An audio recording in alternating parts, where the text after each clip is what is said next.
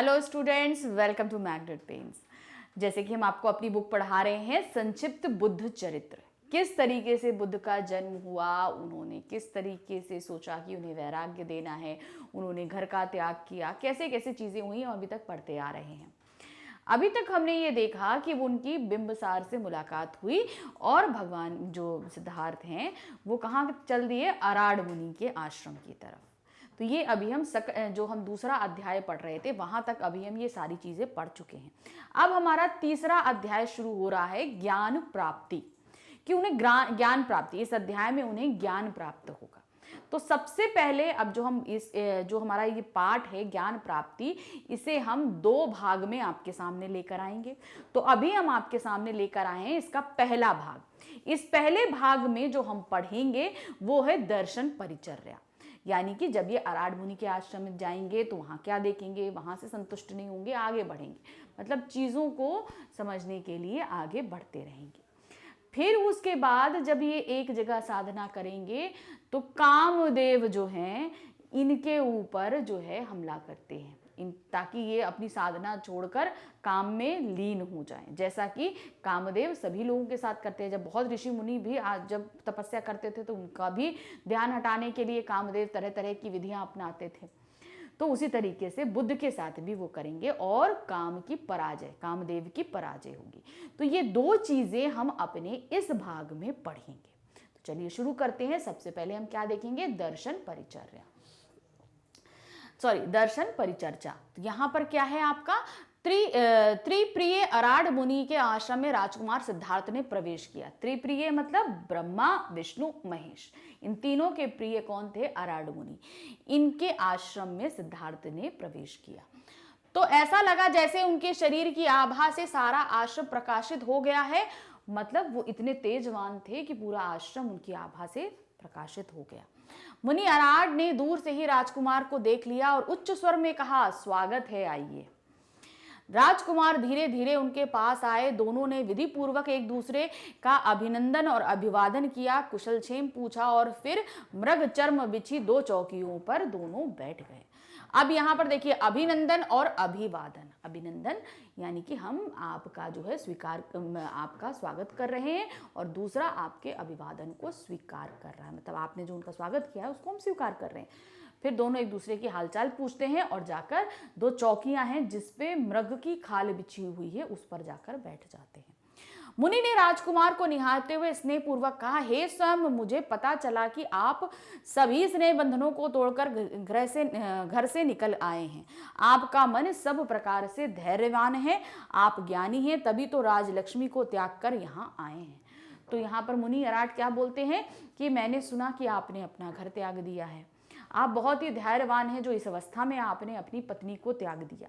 ऐसा करना बहुत मुश्किल होता है, लेकिन आपने इस अवस्था में जो है अपनी पत्नी को त्याग कर दिया है, मैंने ऐसा सुना है।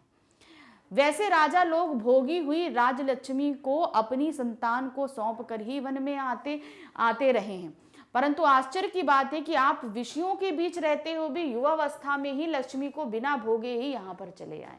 तो लक्ष्मी का भोगने का मतलब, हम ताउम्र जब पत्नी के साथ रह जाते हैं और बूढ़े हो जाते हैं तब अपनी संतान को पत्नी के पास छोड़कर तब संन्यास ग्रहण करते हैं, मगर आपने तो युवावस्था में स्त्री का भोग भी नहीं किया और आप इसी अवस्था में स्त्री को छोड़कर चले आए। ये बहुत ही आश्चर्य की बात है। इस धर्म को जानने के लिए आप श्रेष्ठ पात्र हैं, मतलब आप धर्म का ज्ञान प्राप्त करना चाहते हैं तो आप एकदम सही हैं, क्योंकि आपने अपनी इंद्रियों पर जीत हासिल करी है। आप ज्ञान रूपी नौका पर सवार होकर दुख रूपी सागर को पार कीजिए, यानी कि आप ज्ञान को प्राप्त करिए और ये संसार जो दुख का सागर है उसको आप आराम से पार कर ले जाएंगे। यद्यपि शिष्य को अच्छी तरह जानकर ही उचित समय पर शास्त्र ज्ञान दिया जाता है, परंतु आपकी गंभीरता और संकल्प को देखकर मैं आपकी परीक्षा नहीं लूंगा। तो क्या होता है, जब कोई हम जैसे एडमिशन के लिए जाते हैं तो सबसे पहले वहाँ के लोग चेक करते हैं ना कि आपका ज्ञान कितना है। जब हमारा ज्ञान चेक हो जाता है तो हमें उसी हिसाब से उसी कक्षा में डाला जाता है। तो उसी तरह मुनि के आश्रम में भी जब कोई व्यक्ति जाता है तो पहले मुनि उनकी परीक्षा लेंगे, लेकिन यहाँ पर वो बोलते हैं कि हम आपकी परीक्षा नहीं लेंगे, क्योंकि हम आपका पहले ही धैर्य और संकल्प देख चुके हैं। आपने पहले आने से पहले ही इतना धैर्य के साथ ही सब कुछ त्याग कर दिया है, मतलब आप परीक्षा लेने योग्य नहीं है, आप उससे भी कहीं ज़्यादा है। अराड़ मुनि के ये शब्द सुनकर कुमार परिताजक अत्यंत प्रसन्न हुए, यानी कि जो कुमार सिद्धार्थ थे, इन्होंने सब कुछ त्यागा था, वो बहुत ज्यादा प्रसन्न हो जाते हैं। वे बोले, आप जैसे विरक्त की यह अनुकूलता देखकर मैं कृतार्थ हो गया, यानी कि आप जैसे विरक्त मतलब दूसरे लोगों से जो आप अलग मुनि हैं, मैं आपकी ये सारी देखकर बहुत ही ज्यादा गदगद हो गया हूं। जैसे देखने की इच्छा वाला प्रकाश को, यात्रा की इच्छा वाला पथ प्रदर्शक को और नदी पार जाने की इच्छा वाला नौका को देखता है, वैसे ही मैं आपको देख रहा हूं। यदि आप उचित समझे तो मुझे जरा और मृत्यु के रोग से मुक्त होने का उपाय बताइए। तो यहां पर सिद्धार्थ क्या बोलते हैं, सबसे पहले देखिए, जैसे कि देखने वाला इच्छा प्रकाश की करता है। अगर हम कोई चीज देखना या निहारना चाहते हैं तो हम किसकी इच्छा करेंगे? अंधेरे में तो हम कुछ नहीं देख सकते, तो क्या होगा, हम उजाले का इंतजार करेंगे। तो जैसे हमें कोई चीज देखनी है तो हम किसका इंतजार कर रहे हैं? उजाले का इंतजार कर रहे हैं। उसी तरह यात्रा की अगर कोई इच्छा करता है तो पथ प्रदर्शक, यानी कि हमको रास्ता दिखाने वाला कोई हो, हम उसका इंतजार करते हैं। हमें वहां तक जाना, हमें रास्ता नहीं पता है तो हमें रास्ता दिखाने वाले का इंतजार रहता है। और नदी पार करने वाले को नौका की, अगर हमें इस नदी से उस पार जाना तो हम क्या होगा, हम नाव का इंतजार करेंगे। तो उसी तरीके से सिद्धार्थ किसी इच्छा कर रहे थे, मोक्ष प्राप्ति के ज्ञान की। तो इसीलिए वो सीधे बोलते हैं कि मैं जो यहाँ पर आया हूँ किसका ज्ञान प्राप्त करने के लिए, मैं चाहता हूँ कि मृत्यु और जरा से मुक्ति मिले। तो अगर आप इसके बारे में कुछ जानते हैं, जरा, मृत्यु और रोग से मुक्त होने के लिए, तो मुझे उपाय बताइए कि ऐसा कोई उपाय हो सकता है क्या। अराड़ मुनि ने कुमार से कहा, हे श्रोताओं में श्रेष्ठ, श्रोताओं मतलब सुनने वाले, श्रोता मतलब सुनने वाला, वक्ता मतलब बोलने वाला। तो यहां उन्होंने क्या बोला, श्रोताओं में श्रेष्ठ, यानी कि जो लोग सुनते हैं, आप बहुत ही ज्यादा ध्यान से सुनते हैं, तो आप सुनने वालों में सबसे अधिक उत्तम हैं। पहले आप हमारा सिद्धांत सुनिए और समझिए कि यह संसार जीवन और मृत्यु के चक्र के रूप में चलता रहता है। तो उन्होंने बोला, पहले हमें अगर इससे मुक्ति पानी है तो पहले इसके सिद्धांत को समझना होगा कि ये क्या है। सुनिए और समझिए कि ये संसार मृत्यु और जन्म के चक्र में बंधा हुआ है। जन्म होगा, मृत्यु होगी, मृत्यु होगा, जन्म होगा, ये चक्र चलता ही रहता है। हे मोह मुक्त, अब यहाँ पे उन्होंने फिर दूसरी उपाधि दी उनको, क्या, हे मोह मुक्त, यानी कि उन्होंने सारे मोह के बंधनों को तोड़ दिया था, छोड़कर आए थे, इसलिए उन्होंने फिर बड़ा अच्छा सा उपाधि देते हुए बोला, हे मोह मुक्त, आलस्य, अंधकार, जन्म, मृत्यु, मोह, काम, महामोह और क्रोध तथा विषाद भी अंधकार है। तो उन्होंने क्या बोला, जिस तरीके से जन्म और मृत्यु को आप अंधकार समझ रहे हैं, उसी तरीके से आलस्य अंधकार है, जन्म मृत्यु मोह, मोह के कारण, मोह के ही कारण होता है। जन्म हमें प्यार है इसलिए, और मृत्यु हम उन बंधनों को तोड़ के जा रहे हैं इसलिए हो रहा है। काम महामोह है, और इंद्रियों को जो हम भोगने के लिए जिनका भी इस्तेमाल करते हैं, वो सबसे बड़ा मोह है। और क्रोध तथा विषाद भी अंधकार है, ये हमें कहीं नहीं ले जाता, हमें ये अंधकार की तरफ ही लेके जाता है सब कुछ। इन्हीं पांचों को अविद्या कहते हैं, मतलब विद्या कहते हैं ज्ञान, लेकिन ये पांच चीजें क्या है, हमारे विद्या को नष्ट करती है, हमारी नॉलेज को नष्ट करती है। और इन्हीं में फंसकर व्यक्ति पुनः पुनः जन्म और मृत्यु के चक्र में पड़ता है। मतलब इन्हीं सब चीजों को हम पाना और खोना के चक्कर में ही बार बार जन्म और मृत्यु के चक्र में फंसे ही रहते हैं। इस प्रकार आत्मा तत्व ज्ञान प्राप्त कर आवागमन से मुक्त होती है। तो यहाँ पर उन्होंने बोला कि आत्मज्ञान क्या है, जो जिसका अगर हम मूल सूत्र जान जाएं तो हमारी आत्मा इन सब चक्रों से मुक्त हो जाएगी, मतलब हमें बार बार जन्म और मृत्यु नहीं लेनी पड़ेगी। और अक्षय प्रत अमृत को प्राप्त करता है। फिर क्या होगा, फिर वो हम पद जो प्राप्त करेंगे वो क्या होगा, अमृतत्व होगा। तो इसलिए हम जो अगर इसके तत्व ज्ञान को, मतलब इसका जो मूल है उसके ज्ञान को प्राप्त कर लें तो हम अमृतत्व प्राप्त कर लेते हैं। अराड़ मुनि ने यह तत्व ज्ञान प्राप्त करने के पश्चात कुमार ने अक्षय पद प्राप्त करने के उपाय पूछे। तो अब उन्होंने बोला कि हम अक्षय पत्र कैसे पद प्राप्त कर सकते हैं। तब उन्होंने अनेक उपाय बताए और अंत में कहा, यदि आप संतुष्ट हों और उचित समझे तो इनका अनुपालन कीजिए, क्योंकि इन्हीं सिद्धांतों का अनुसरण करके प्राचीन काल में अनेक ऋषि मुनियों ने मोक्ष प्राप्ति की थी। तो उन्होंने कुछ सिद्धांत बताए और कहा, अगर आप संतुष्ट हैं तो इनका पालन कीजिए, क्योंकि इन्हीं सिद्धांतों का पालन करते हुए प्राचीन समय में बहुत से ऋषि मुनि जो हैं वो मोक्ष प्राप्त कर चुके हैं।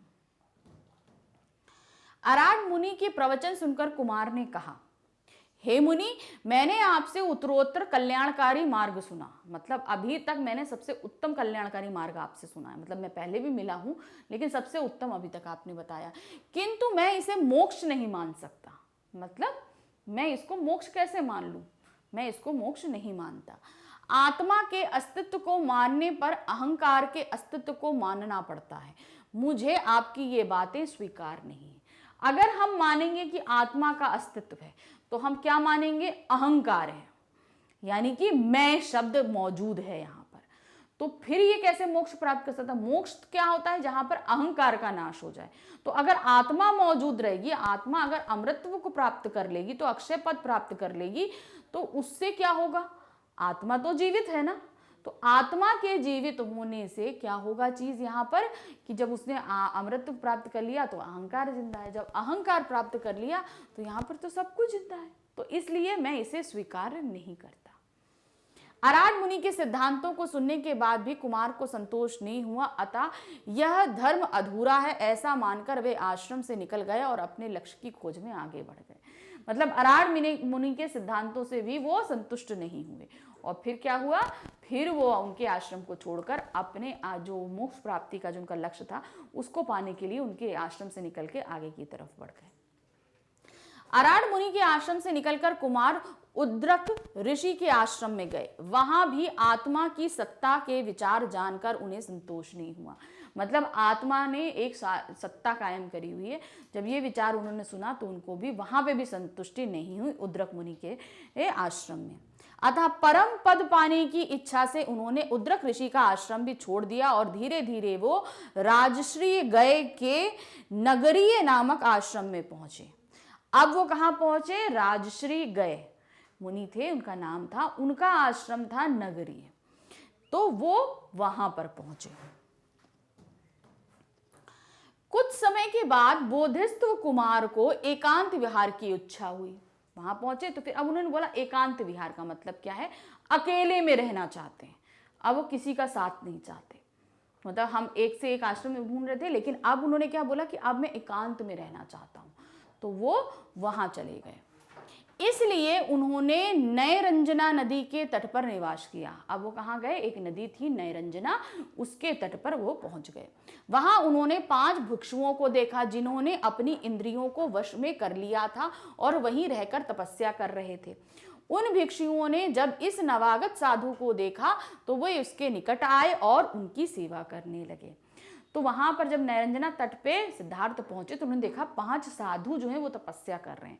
इन्होंने क्या? अपनी इंद्रियों को वश में कर लिया था, जीत लिया था। मतलब हम जैसा चाहेंगे हमारी इंद्रियां वैसे कार्य करेंगी।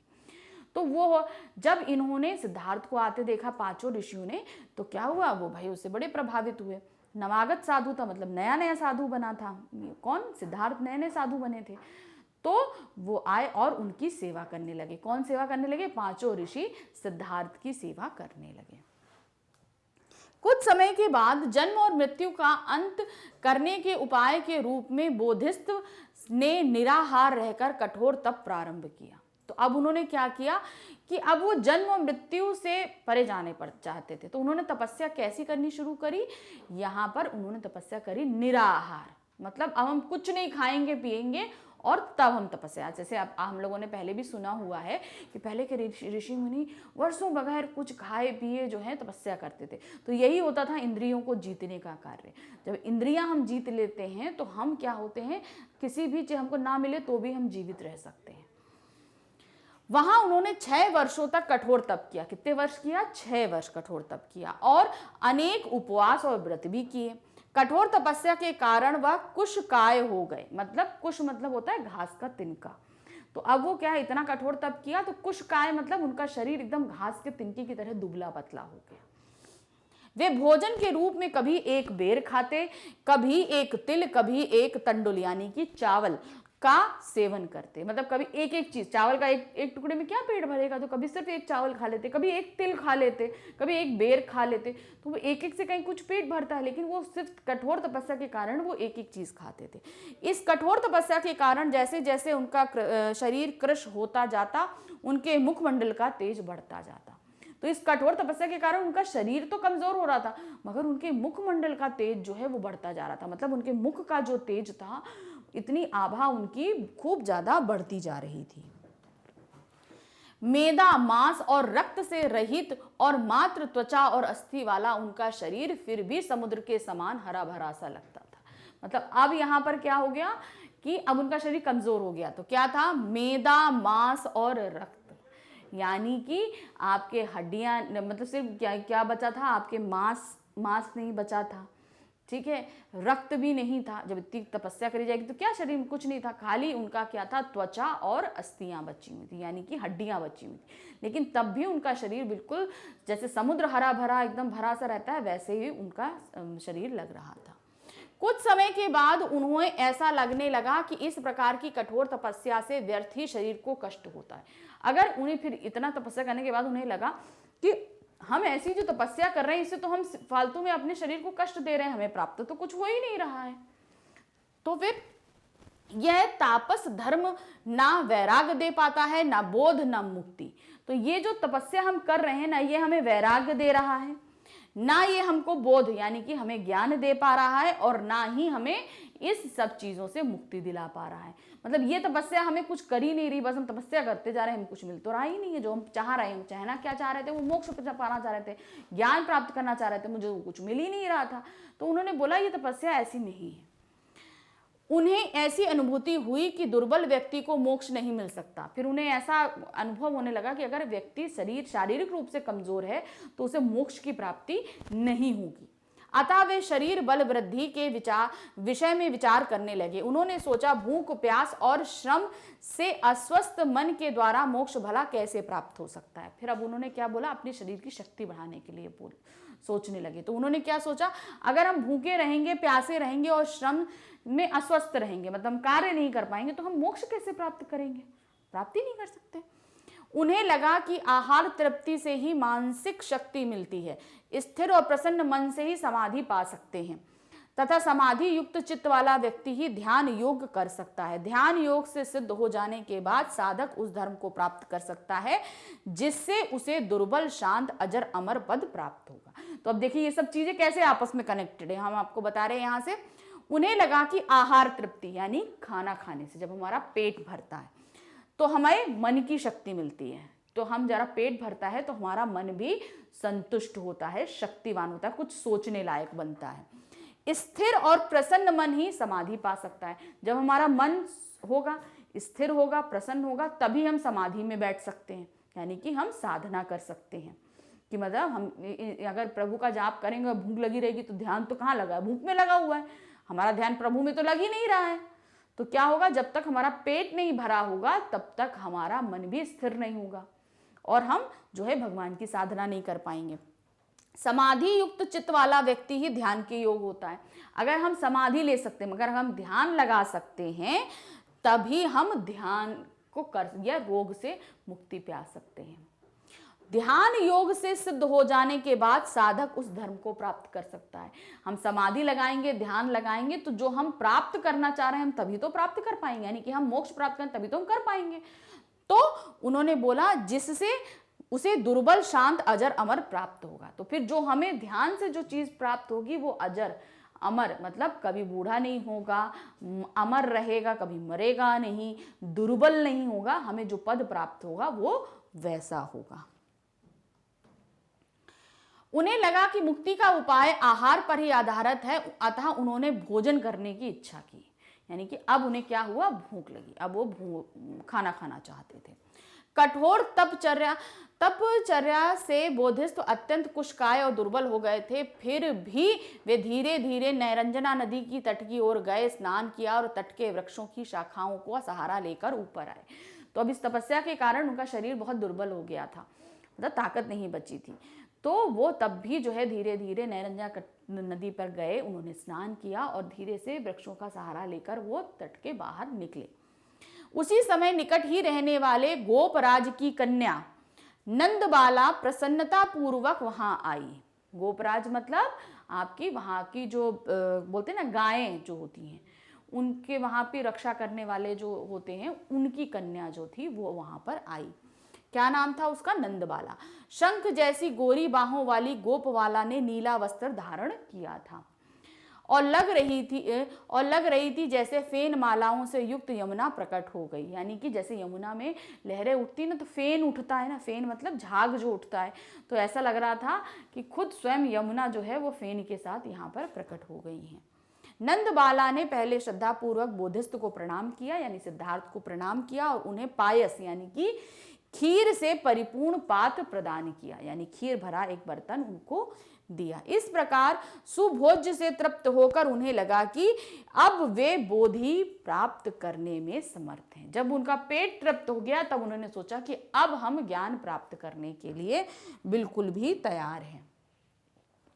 बोधिस्त्व के साथ रह रहे 5 भिक्षुओं ने जब उनका यह आचरण देखा तो उन्हें लगा कि अब यह मुनि भी धर्मचित्त हो गया है। यानी कि जब उन्होंने देखा कि ये खाने के लिए आसक्त हो गया तो उन्हें ये चीज लगा कि अब ये अपने धर्म के रास्ते से भटक गया है, इसलिए वे उन्हें छोड़कर चले गए। तो इसलिए वो 5 मुनि सिद्धार्थ को छोड़कर चले गए। उन सबके चले जाने के बाद बोधिस्थ सिद्धार्थ ने बोधि प्राप्त करने के लिए दृढ़ संकल्प किया और पास ही एक अवश्यत्थ यानी कि पीपल के वृक्ष के नीचे भूमि पर आसन लगाकर बैठ गए। अब उन्होंने दृढ़ निश्चय किया कि अब हमें बोधिस्त्व प्राप्त करना है, यानी ज्ञान प्राप्त करना है। तो एक पीपल के पेड़ के नीचे ध्यान लगाकर बैठ गए। तभी काल नामक एक सर्प प्रकट हुआ, एक सांप आया, उसका क्या नाम था? काल। क्योंकि उसे ज्ञात हो चुका था कि यह मुनि अवश्य ही बोधि प्राप्त कर गया, उसने पहले उनकी स्तुति की। मतलब उस सांप को यह पता था कि ये मुनि जो है ये ज्ञान प्राप्त करेगा, तो उसने सबसे पहले आकर क्या किया? उनकी स्तुति यानी कि उनकी प्रशंसा करी। उनका कहते हैं ना, हम स्तुति करते हैं, ईश्वर की प्रशंसा करते हुए बोलते हैं। काल सर्प ने कहा, हे मुनि, आपके चरणों में आक्रांता होकर यह पृथ्वी बार बार डोल रही है। मतलब आपसे भयभीत होकर ये पृथ्वी जो है बार बार डोल रही है। सूर्य के समान आपकी आभा सर्वत्र प्रकाशित है और आपके चेहरे की जो आभा है ये हर जगह फैले हुई है। आप अवश्य अपना लक्ष्य प्राप्त करेंगे। हे कमल लोचन, जिस प्रकार आकाश में नीलकंठ पक्षियों के झुंड आपकी प्रदक्षिणा कर रहे हैं और मंद मंद पवन प्रवाहित हो रही है, उससे लगता है कि आप अवश्य ही बुद्ध बनेंगे। तो वो बोलते क्या है? नयन लोचन, कमल लोचन मतलब उनके आंख क्या है यहाँ पर?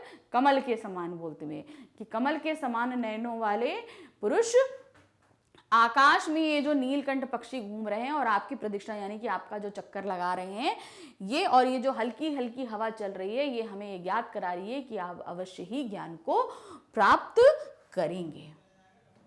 सर्प द्वारा अपनी स्तुति सुनकर सिद्धार्थ ने तृण लेकर बोधि प्राप्ति के लिए प्रतिज्ञा की। उसी समय क्या हुआ? जब उन्होंने सर्प से अपनी प्रशंसा सुनी तो उसी समय एक घास का टुकड़ा उठाया, तिनका उठाया, तृण मतलब तिनका उठाया, और प्रतिज्ञा करी कि अब मैं ज्ञान प्राप्त करूंगा। वे महावृक्ष के नीचे बैठ गए। उन्होंने निश्चय किया, जब तक मैं कृतार्थ नहीं हो जाता इस आसन से नहीं उठूंगा। वो वहां पर बैठ गए, प्रतिज्ञा की, जब तक मैं कृतार्थ यानी कि मैं जो ज्ञान प्राप्त करना चाहता हूं मुझे जब तक वो नहीं मिल जाएगा मैं इस आसन से नहीं हटूंगा। जब सिद्धार्थ ने प्रतिज्ञा पूर्वक आसन लगाया तो देवतागण अत्यंत प्रसन्न हुए, सर्वत्र निवृत्ता छा गई। उस समय ना मृग बोले ना पक्षी, वे धीरे धीरे नितांत एकांत शांत वातावरण में समाधिस्थ हो गए। जब उन्होंने ये प्रतिज्ञा करी, आसन लगाया, तो जितने देवतागण थे वो बहुत ही ज्यादा प्रसन्न हो गए और चारों तरफ वातावरण में शांति छा गई और वो धीरे से समाधि में बैठ गए। कौन? सिद्धार्थ समाधि में बैठ गए ज्ञान प्राप्त करने के लिए। अब यहाँ पे देखिए, हमने देख ली यहाँ जो दर्शन की परिचर्चा थी, कहाँ कहाँ हमको मिलेगा, उन्हें कैसे कैसे हर जगह गए। अब कहां पर आ रहे हैं हम? जब वो समाधि में बैठ गए तो समाधि तोड़ने के लिए कौन आते हैं? कामदेव। तो अब यहां पे उनका आगमन होता है कि किस तरीके से अब जो है सिद्धार्थ की समाधि को तोड़ने के लिए वो प्रयत्न करेंगे। जब महामुनि सिद्धार्थ ने मोक्ष प्राप्ति की प्रतीक्षा कर आसन लगाया तो सारा लोक अत्यंत प्रसन्न हुआ, परंतु सद्धर्म का शत्रु मार यानी कि कामदेव। कामदेव कौन? कामदेव को क्या बोला जाता है? मार। भयभीत हो गए। कौन भयभीत हो गया? कामदेव भयभीत हो गए, यानी कि मार। यहां पर हम देखें कामदेव को क्या बोला गया है? मार जो है वो भयभीत हो गए। उसे सामान्यतः कामदेव, चित्रायुध, पुष्पशय कहा जाता है। अब उन कामदेव के नाम क्या क्या हैं? चित्रायुध और पुष्पशय कहा जाता है। यह काम के संचार का अधिपति है और यही मार है। मतलब हमारे अंदर काम को पैदा करने वाले यही हैं, यही देवता माने जाते हैं और हमारे अंदर काम की उत्पत्ति भी यही करते हैं। उसके विभ्रम, हर्ष, दर्प नाम के 3 पुत्र हैं। अब कामदेव के कितने पुत्र हैं? 3 पुत्र हैं, विभ्रम, हर्ष और दर्प। और अर्ति, प्रीति, तृष्णा नाम की 3 कन्याएं हैं। उन्होंने जब अपने पिता को भयभीत देखा तो इसका कारण जानना चाहा। जब कामदेव भयभीत हो गए तो वो सभी दौड़े आए कि क्या कारण है, आप इतना डर गए? तो वो सभी आ गए कामदेव के पास। मार ने अपने पुत्र और पुत्रियों को बताया। मार ने अपने पुत्र पुत्रियों से कहा, देखो इस मुनि ने प्रतिज्ञा का वचन पहनकर सत्व के धनुष पर अपनी बुद्धि का बाण चला दिया है। मतलब कहने का क्या है कि अब ये व्यक्ति जो है साधना में बैठ गया है, ये हमारे राज्य को जीतना चाहता है। कामदेव को डर क्या लगा कि अब ये हमारा राज्य किससे है? काम के कारण है। अब वो हमारे काम को नष्ट करना चाहता है। हमें जो इच्छाएं, लोगों के अंदर जो इंद्रियों के चक्कर में, इंद्रियों से जो काम इच्छाएं पैदा होती हैं, वो उस राज्य को समाप्त करना चाहता है। यही मेरे दुख और भय का कारण है। यदि वह मुझे जीत लेता है और सारे संसार को मोक्ष का मार्ग बता देता है तो राज्य सूना हो जाएगा।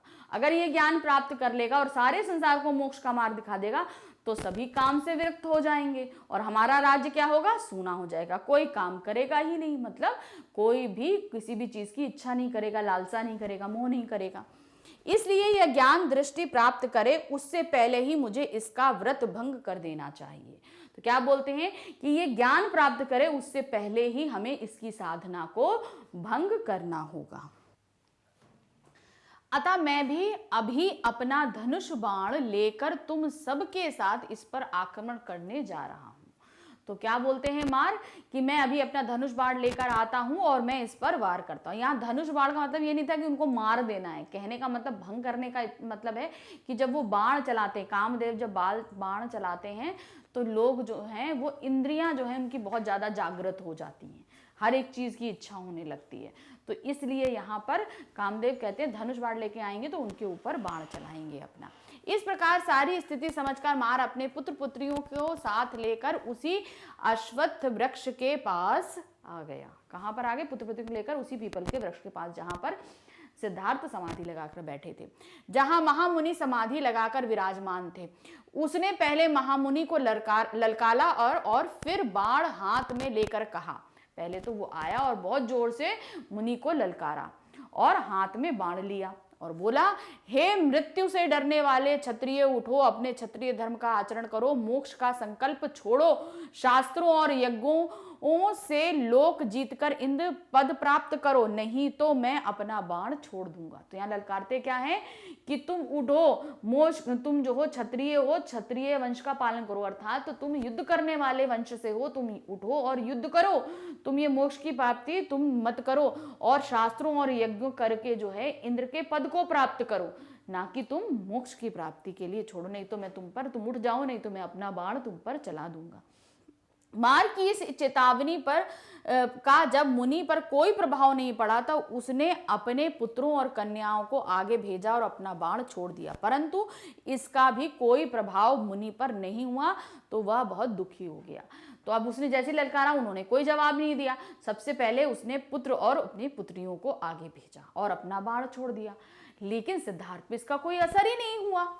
तो वो बहुत ही ज्यादा परेशान हो गया और दुखी हो गया कि ये कैसे हो गया भाई, मैंने बाण छोड़ा और कोई काम ना हुआ। तो वो विचलित हो जाता है। वह सोचने लगा, मैंने यही बाण शिव पर छोड़ा था तो एक बार विचलित हो गए थे।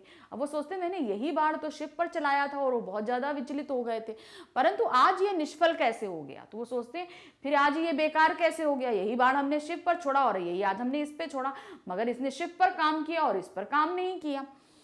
क्या इस मुनि के हृदय नहीं है, अथवा यह बाण वह बाण नहीं रहा जिसने शिव को पराजित किया था। अब इस सोचता है या तो इस मुनि के पास में हृदय नहीं है, या मेरा बाण जो है अब ये खराब हो गया है, कार्य नहीं कर रहा है। इस प्रकार सोचते हुए उसने अपनी सेना को याद किया। तत्काल उसकी विकराल सेना उपस्थित हो गई। ये सोच ही रहा था, उसने तुरंत अपनी सेना को याद किया और उसकी बहुत बड़ी सेना वहां पर आकर उपस्थित हो गई। महामुनि के चारों ओर विचित्र और भयंकर आकृति वाले जीवों की भीड़ सी लग गई। तो वो जो लोग आए थे, बड़ी बड़ी अजीब से विशालकाय, बड़ी अजीब तरह की आकृति वाले लोग थे।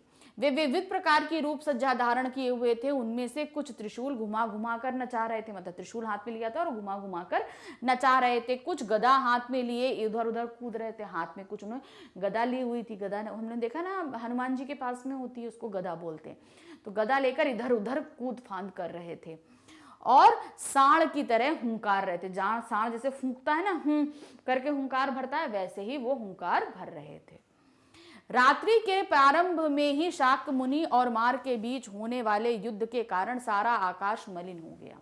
अब रात हो गई थी।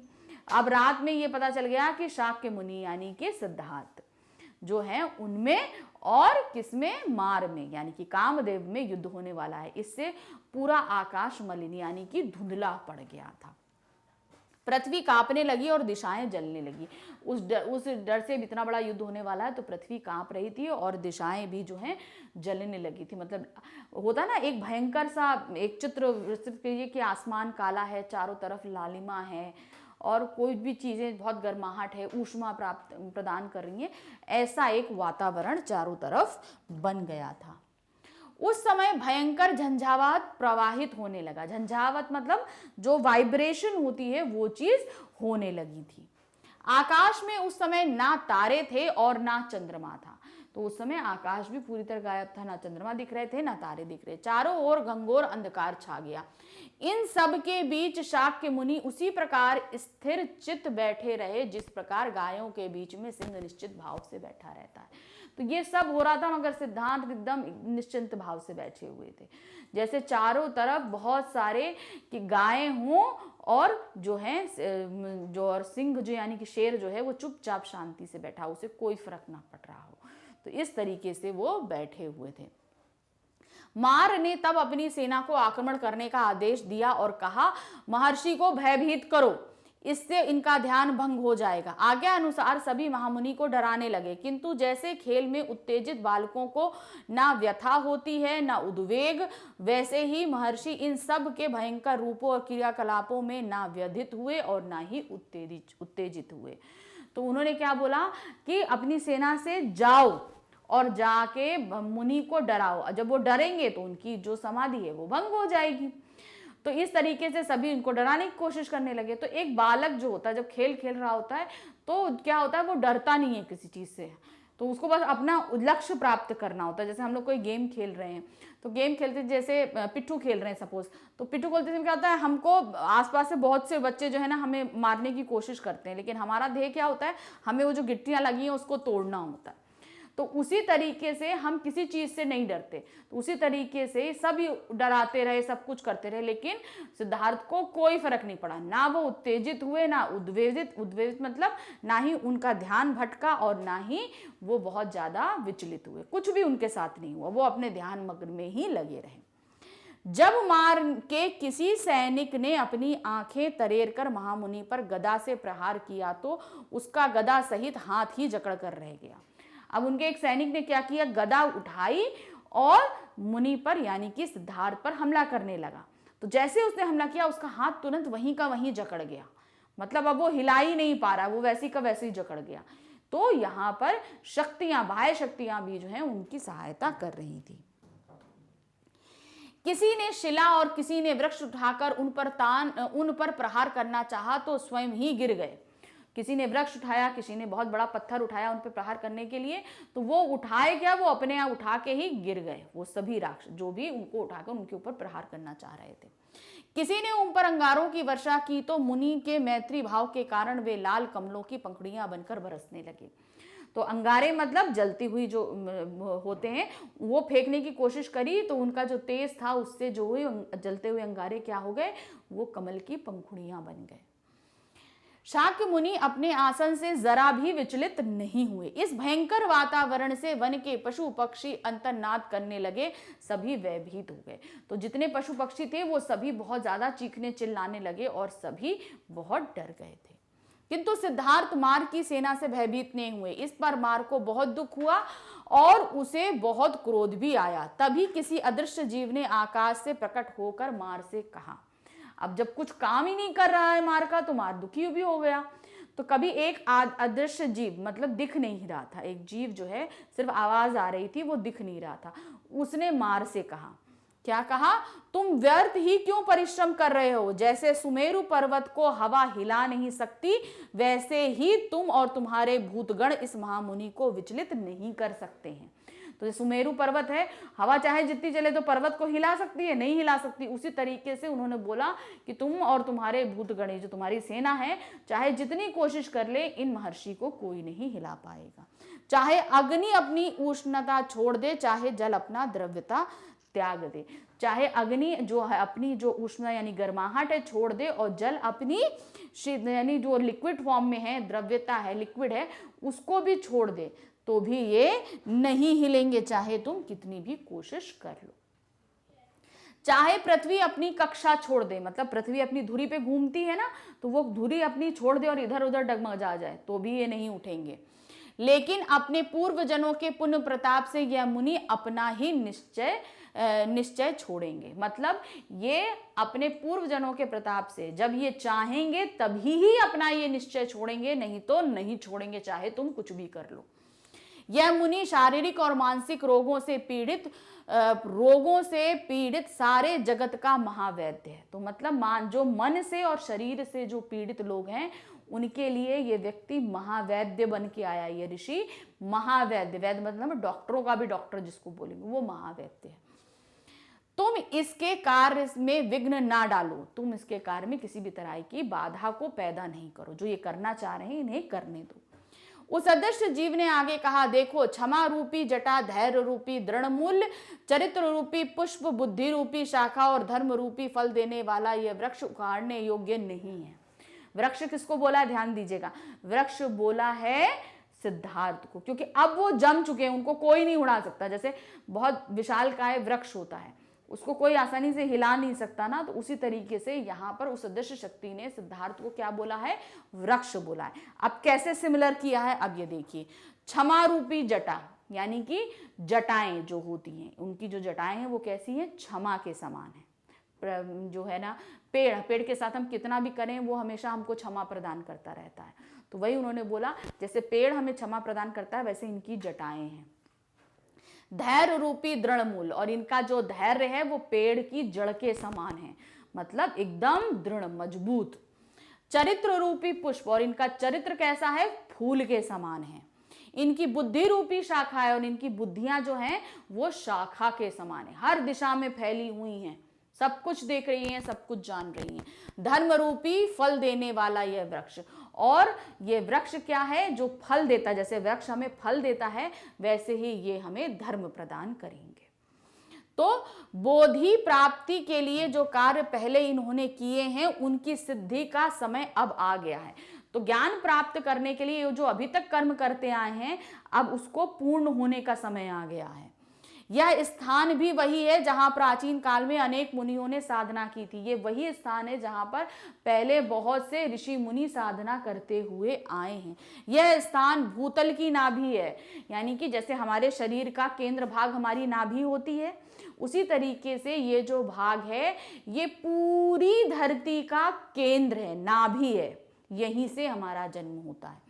ऐसी श्रेष्ठ भूमि पृथ्वी पर अनंत नहीं है। मतलब ये जो इतनी अच्छी, इतनी उत्तम भूमि जो है, पूरी पृथ्वी पर कहीं पर नहीं है जो यहाँ पर है। जो इस महामुनि की समाधि के वेग को सह ले। तो इस महामुनि की जो समाधि है वो इतनी प्रताप वाली है कि उसको सहने के लिए भी तो भूमि का मजबूत होना जरूरी है। तो ये भूमि वैसे ही है जो इनके आए हुए वेग, जैसे कि समुद्र का जो पानी आता है उसको वेग कर उसके जो तेजी को सह ले, भार को सह ले, ऐसी ये भूमि है। इसलिए हे मार, तुम व्यर्थ परिश्रम मत करो, जाओ शोक मत करो और शांति प्राप्त करो। तो क्या बोलते हैं मार से कि तुम यहां से चले जाओ, शांति प्राप्त करो, व्यर्थ का परिश्रम नहीं करो, यहां पर तुम्हारा कोई फायदा नहीं होगा। अपने सभी प्रयत्नों को विफल होते देखकर इस अदृश्य जीव की ये बातें सुनकर मार अत्यंत खिन्न हो गया। खिन्न मतलब वो बहुत ज्यादा अपसेट हो गया। वहां से शीघ्र भाग गया। जैसे अपने सेना नायक के मारे जाने पर सैनिक भाग जाते हैं, वैसे ही मार के जाने के बाद उसके सारे भूतगण भाग गए और मार पर महर्षि की विजय हुई। तो कामदेव परेशान होकर चले गए और उनको वो गए, पीछे पीछे उनकी सेना भी चली गई और महर्षि ने कुछ भी नहीं किया और उनकी विजय हो गई। मार पर महर्षि की विजय होते ही सारा आकाश चंद्रमा से सुशोभित हो गया। सुगंधित जल सहित पुष्पों की वर्षा होने लगी, दिशाएं निर्मल हो गई। और जैसे ही ये सब चीजें विजय प्राप्त कर ली उन्होंने, सारा आकाश जो है वो एकदम निर्मल साफ स्वच्छ हो गया और आकाश में चंद्रमा दिखाई, क्योंकि रात का समय था, आकाश में चंद्रमा दिखाई देने लगा और सुगंधित जो है वर्षा होने लगी पुष्पों की और सारी दिशाएं एकदम स्वच्छ और निर्मल हो गई। तो इस तरीके से जो ये हम पाठ पढ़ रहे थे ज्ञान प्राप्ति, तो हमने बताया था ये हम आपके ये जो अध्याय हम पढ़ रहे हैं इसे हम 2 भाग में आपके सामने लेके आएंगे। तो ये पहला भाग हमने आपके लिए यहाँ पर खत्म किया। तो अब इसके नेक्स्ट भाग के लिए थोड़ा सा इंतजार करिए, इसके आगे का भाग हम लेकर अभी थोड़ी देर में आपके सामने उपस्थित होते हैं। Thank you, bye.